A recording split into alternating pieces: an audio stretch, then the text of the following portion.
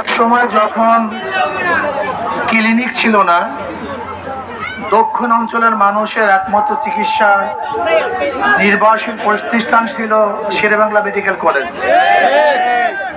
এইটা আমাদের ঐতিহ্য, ইতিহাস বহন করে। কিন্তু আজকে মেডিকেল কলেজের অবস্থাটা কি? যেখানে মানুষ চিকিৎসার জন্য যাবে সেখানে মানুষের চিকিৎসা কোনো সুব্যবস্থা নাই, পরিবেশ নাই। গোয়াল করার চেয়ে মনে হয় যেন পরিবেশ খারাপ। উন্নত কোনো মেশিন নাই,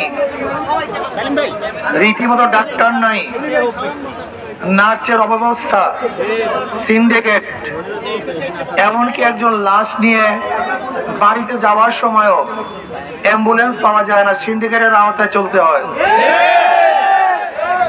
ভর্তির সময় সিন্ডিকেট, ঔষধ নেওয়ার সময় সিন্ডিকেট, চিকিৎসার সময় সিন্ডিকেট, এক্সরের সময় সিন্ডিকেট, পরীক্ষার সময় সিন্ডিকেট। আমি বর্তমান স্বাস্থ্য উপদেষ্টাকে বলবো, এখানে কেন আন্দোলন করতে হবে, এখানে কেন অবরোধ করতে হবে, এই মানুষের দুর্ভোগ কেন পোহাতে হবে? আমরা চাই আপনি এখনই এই মুহূর্তে আমাদের যে দাবি দাওয়া আছে সেই দাবি দাওয়াগুলো যদি যৌক্তিক হয় তাহলে অবশ্যই পূর্ণ করবেন। এখানে অযৌক্তিক কোনো দাবি দাওয়া আছে বলে আমি মনে করি না। আমাদের যে দাবিগুলি, এই দাবিগুলি জনগণের উপকারের জন্য করা হয়েছে, জনগণের শান্তির জন্য, নিরাপত্তার জন্য, চিকিৎসার জন্য। আমাদের বাংলাদেশের মানুষের 5টি মৌলিক অধিকার: শিক্ষা, চিকিৎসা, বাসস্থান, অন্ন, বস্ত্র। চিকিৎসাবিহীন মানুষ থাকতে পারে না। মানুষ আসি বিধায় তার রোগ হবে। কাজে এর জন্য বলছি যে দাবিগুলি যৌক্তিক, এই দাবিগুলো অবশ্যই পূর্ণ করতে হবে। আর একটা কথা বলবো, আমাদের আন্দোলনের জন্য মানুষের দুর্ভোগ না হয় সেদিকে আমাদের খেয়াল রাখতে হবে। আমরা মানুষের কল্যাণে কাজ করি, মানুষের উপকারের জন্য কাজ করি।